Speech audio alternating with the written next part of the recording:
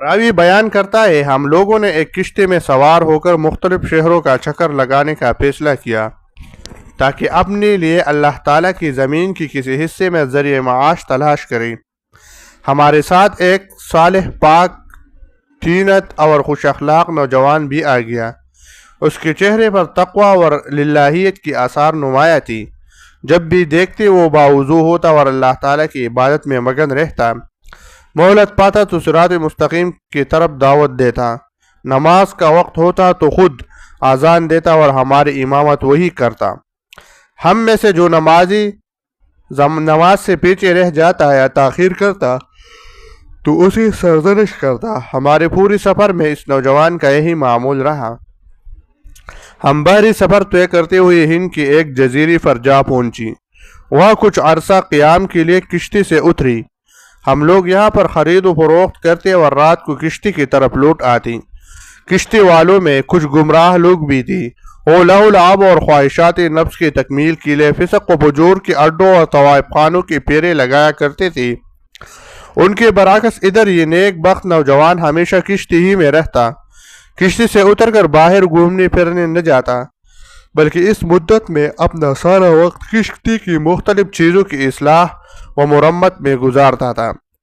اور رسی بٹتا تھا اور اس سے کشتی کی لکڑیاں درست کر کے باندھتا تھا۔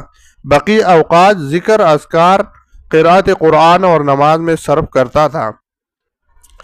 راوی آگے نہایت افسوس سے بیان کرتا ہے، ایک مرتبہ ہم لوگ کشتی سے نکلے۔ وہ نوجوان معمول کے مطابق اپنے نیک اعمال میں مشغول تھا۔ کشتی میں اس کی ایک دوست نے اس سے کہا، ارے بھائی، تم ہر وقت کشتی سے چمٹتے رہتے ہو، کبھی باہر نکلو، گھومو پھرو، باہر کیوں نہیں جاتی؟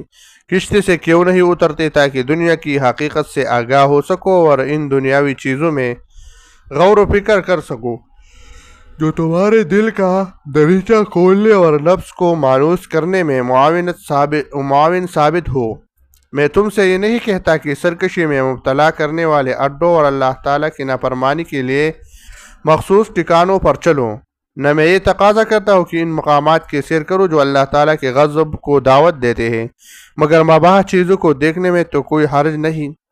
پھر اس نے وہاں کے بازاروں اور طرح طرح کے کھیل تماشوں کا نقشہ کچھ اس خوبصورتی سے پیش کیا کہ وہ بے اختیار ہو کر کہنے لگا کہ اس دنیا میں واقعی ایسی دلچسپ چیزیں بھی ہے جو تم بیان کر رہے ہو۔ بری ساتھی نے کہا، ہاں، دنیا تو دور کی بات، اس جزیرے میں یہ ساری چیزیں موجود ہیں۔ کوئی کے مینڈک نہ بنو، ذرا کشتی سے اتر کر دیکھو، پھر دیکھنا کتنا مزہ آتا ہے اور تمہیں کتنے خوش نصیب ہوتے ہو۔ صالح نوجوان اپنے ساتھی کی اصرار پر کشتی سے اتر آیا۔ دونوں بازاروں کا چکر لگانے لگیں۔ چلتے چلتے دونوں ایک راستے پر ہولی جو بہت تنگ اور چھوٹا سا تھا۔ وہ اس راستے پر چلتے رہے۔ راستے کے آخر میں ایک چھوٹا سا گھر تھا۔ برا ساتھی اس گھر میں گھس گیا اور نوجوان سے کہا، تھوڑی دیر انتظار کرو، میں جلد ہی واپس آ رہا ہوں، لیکن خبردار تم اس گھر کے قریب نہ پٹکنا۔ یہ نیک نوجوان اس گھر کے دروازے سے کچھ فاصلے پر بیٹھ گیا اور ذکر اذکار اور قرآن کریم کی تلاوت میں مشغول ہو گیا۔ زیادہ دیر نہ گزری تھی کہ ایک آوارہ قہقہہ گونجا۔ نوجوان حیران ہوا، نظر اٹھائی تو سامنے ایک نہایت خوبصورت لڑکی نظر آئی۔ نوجوان نے اسے دیکھا تو دیکھتا ہی رہ گیا، پھر اس کا نفس امارہ حرکت میں آیا اور آگے بڑھا، دروازے کے قریب پہنچا اور دھیان سے گھر کے اندر کی گفتگو سننے لگا۔ اتنے میں پھر ایک نقرئی قہقہے کی آواز سنائی دی جس نے اس کے جذبات میں ہلچل سی مچا دی۔ اب وہ لپک کر دروازے سے چمٹ گیا اور سوراخ سے جھانکا تو ہکا بکا رہ گیا۔ اس کی نگاہ ایسے مناظر پر پڑی جو اس کے لیے بالکل نئی تھی۔ وہ ایسے عریاں مناظر کا مشاہدہ کرتا رہا جنہیں پہلے دیکھنا اسے ہرگز گوارا نہ تھا۔ اس قسم کی چیزیں کبھی اس نے دیکھی تھی۔ پھر وہ اپنے جگہ واپس آ کر بیٹھ گیا۔ جب اس کا برا ساتھی دروازے سے باہر آیا تو نوجوان نے اسے لتاڑا، ارے تو کیسے گناونے فعل میں مبتلا تھا، تیرا ستیاناس ہو، تیری حرکت اللہ تعالیٰ کا غصہ بڑھانے والی ہے۔ راوی آگے بیان کرتا ہے ہم رات کو دیر سے کشتی کی طرف آئے اور آتی ہی سو گئی۔ ادھر نوجوان رات بھر جاگتا رہا۔ جو کچھ اس نے دن میں دیکھا تھا اس کے خیالوں کا رخ بار بار انہی مناظر کی طرف مڑ جاتا تھا۔ اگلی فجر طلوع ہوئی اور روشنی نے تاریکی کا پردہ چاک کیا تو سب سے پہلی کشتی سے اترنے والا وہی نوجوان تھا۔ وہ سیدھے پہاڑی والے مکان کے پاس پہنچا اور بلا تردد اس میں داخل ہو گیا۔ پھر وہ سب کچھ بھول کر اگلے 2 دن تک شراب و شباب میں ڈبکیاں لگاتا رہا۔ ادھر کشتی ران نے کشتی سے نوجوان کو غائب پایا تو پوچھا، مؤذن کدھر گیا؟ ہمارا امام کہاں ہے؟ کیا وہ نوجوان چلا گیا؟ کشتی میں موجود لوگوں میں سے کسی نے کشتی ران کے سوال کا جواب نہیں دیا۔ اس نے لوگوں کو نوجوان کی تلاش کے لیے مختلف مقامات پر بھیجا۔ جب کشتی ران کو اطلاع ملی کہ فلاں شخص نے نوجوان کو بہکا کر ایک بدنام زمانہ مکان کی سیر کرائی ہے تو اس نے اسے ڈانٹ پھیلائی اور کہا، تجھے اللہ تعالیٰ کا خوف نہیں؟ کیا تجھے اس کی دردناک سزا سے ڈر نہیں لگتا؟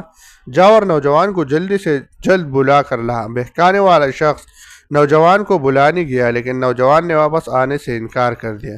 اس بہکانے والے آدمی نے اس سے بڑی منت سماجت سے بار بار کہا، کشتی کا کپتان تمہیں بلا رہی ہے، اب تمہیں واپس چلنا چاہیے۔ نوجوان نے اس کی ایک نہ سنی۔ اب وہ اس رنگین دنیا سے جدا ہونے کو تیار نہ تھا۔ اس نے واپسی کا ہر تقاضا مسترد کر دیا۔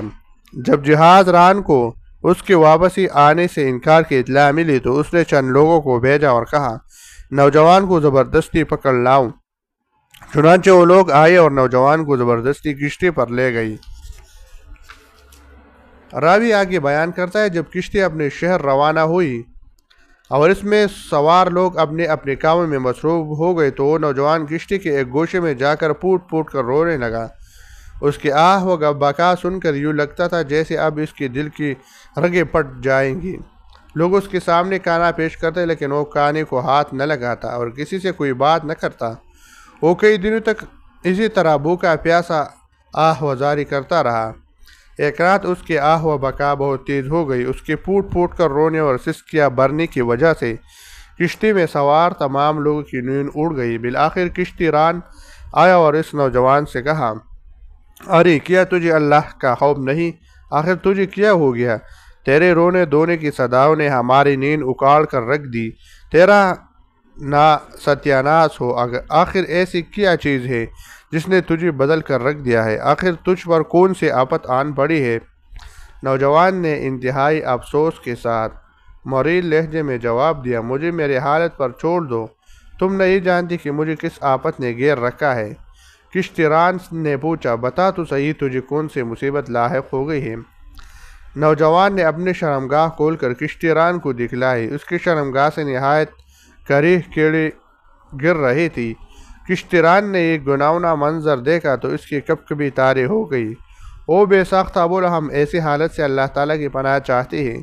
یہ کہہ کر کشتی ران اس کے ہاتھ سے اٹھ کر چلا گیا۔ فجر سے کچھ دیر پہلے ایک زبردست چیخ نے کشتی والوں کی آنکھیں کھول لی۔ لوگ چیخ مارنے والے کی طرف لپکے تو دیکھا کہ وہ نوجوان موت کے شکنجے میں جا چکا ہے اور اپنے دانتوں سے کشتی کی لکڑی پکڑی ہوئی ہے۔